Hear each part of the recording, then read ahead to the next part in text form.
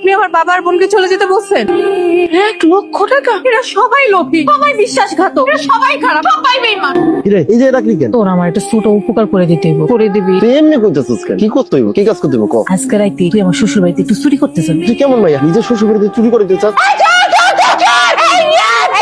সবকিছু ঠিকঠাক আছে? চোর তো এইসব স্বর্ণ গয়না টাকা পয়সা নিয়ে গেলে আমাদের কোনো অসুবিধা ছিল না, কিন্তু আপনার যদি কোনো ক্ষতি হয়ে যেত তাহলে তো আমরা মা হারিয়ে ফেলতাম। আমি তো টিভিতে দেখি, নিউজে দেখি, এই চোরেরা নাকি চুরি করতে এসে বাড়ির মালিককে ছুরি দিয়ে মেরে ফেলে, তারপরে এই স্বর্ণ গয়না সমস্ত কিছু নিয়ে পালিয়ে যায়। শুনো না, এইসব টাকা পয়সা গয়নাগাটি মোর কাছে রাখে একদম সেফ না। আবার যদি চোর আসে এসে যদি আমার কোনো ক্ষতি করে ফেলে, তখন তো আমরা আম্মাকে চিরতরে হারিয়ে ফেলবো। আরে এই স্বর্ণ গয়না গেলে তো স্বর্ণ গয়না আবার কিনা যাবে, কিন্তু মা হারালে কি মা আর পাবে? না না, এটা হতে দেওয়া যাবে না। তাহলে এইসব স্বর্ণ গয়না তো আমার কাছে রাখা একদম ঠিক হবে না। না না, সমস্যা নাই, এগুলো আমার কাছেই থাক, পরে যা হয় দেখা যাবে, আমি সামলায় রাখবো। আপনি কি বলতেছেন এগুলো? ছেলের টাকা পয়সা গয়নাগাটি সেভ করতে গিয়ে যদি আপনার কোনো ক্ষতি হয়ে যায়, তখন কি আমরা আমাদেরকে মাফ করতে পারবো? তোমার বৌমা একদম ঠিক বলেছে। এই টাকা পয়সার চেয়ে আমার কাছে তোমার জীবন অনেক বেশি মূল্যবান। এই টাকা পয়সার জন্য আমি তোমার জীবন বিপদে ফেলতে পারি না। এই টাকা পয়সা স্বর্ণ গয়না যা আছে সবকিছু নিয়ে তোমার কাছে রেখে দাও। দেন না মা, কি যে বলেন না দুলা ভাই, এই বয়সে মারে তো টেনশন দেই কি করে? আচ্ছা মা, চোর আসলো, কিছুই চুরি করে নিয়ে গেল না, তার মধ্যে রূপা রিয়াদকে ভুজুন ভাজুন বুঝিয়ে সব টাকা পয়সা গয়নাগাটি নিজের কাছে নিয়ে গেল। আমার কেমন জানি সন্দেহ লাগতেছে। আমারও তাই মনে হয়। দেখেন তো এই গয়নাগুলোতে আমাকে কেমন মানিয়েছে।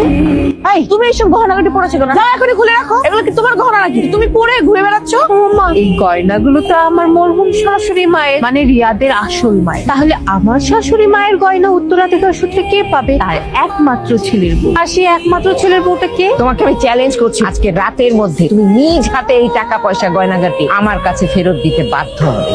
আফসোস আম্মা, আফসোস। আপনার জন্য আমার খুব আফসোস হচ্ছে, কারণ আপনার এই ইচ্ছেটাও পূরণ হবে না। তারপর চেষ্টা করুন, চেষ্টা করতে তো আর অসুবিধা নেই। দেখেছো মা, এটা কত বড় সাহস। জামাই কোথায় রে? ও তো এখনো ঘুমাচ্ছে। কেন মা? ঘুমালে তো চলবে না, কারণ এবারের খেলাটা আমি জামাইকে দিয়ে খেলবো। আচ্ছা, আমাদের ধান বিক্রি আর স্টক ব্যবসায় কত লাভ হয়েছে এবার? 3 লাখ টাকার মতো লাভ হয়েছে। জামাই, আমার কাছে অন্তত মিথ্যা কথাটা বললো না, ঠিক মতো বলো কত লাভ হয়েছে। হয়েছে, ভালোই লাভ হয়েছে। 12 লাখ টাকার মতো লাভ হয়েছে। আমি কিন্তু কাগজের ফলন হিসাবে দেখাইছি 3 লাখ টাকা। এই যে হক হিসাবপত্র আছে। এই বছর কিন্তু আমাকে তেমন লাভ হয়নি, বরং লস হয়েছে প্রায় 12 লাখ টাকার মতো। কি 12 লাখ টাকা লস হয়েছে? কি বলেন এসব? এবার তো ধানের দাম ভালো ছিল, আমরা যা যা স্টক করেছিলাম সব জিনিসের দামই বাড়তেছিল, আমাদের তো এবার অনেক টাকা লাভ হওয়ার কথা, আর আপনি বলতেছেন লস হয়েছে, আবার 12 লাখ টাকা। তুই কি তাহলে তো দুলাভাইয়ের অবিশ্বাস করতেছিস? হ্যাঁ কি মিথ্যা কথা? এনে বিশ্বাস অবিশ্বাসের কিছু নাই। তোমার কথা মতোই কিন্তু আমরা মাল একটু লেট করে কিনছি। এই লেট করে কিনতে গিয়ে তো আমগো লসটা হইলো। এর হিসাব রসিদ টুসিদ সবকিছু দেওয়া আছে, তুমি চাইলে চেক করতে পারো। আমি যদি সব হিসাব রাখতে পারতাম তাহলে কি এসবের দায়িত্ব আপনাকে দিতাম? এই জন্যই তো ছোটবেলায় তোরে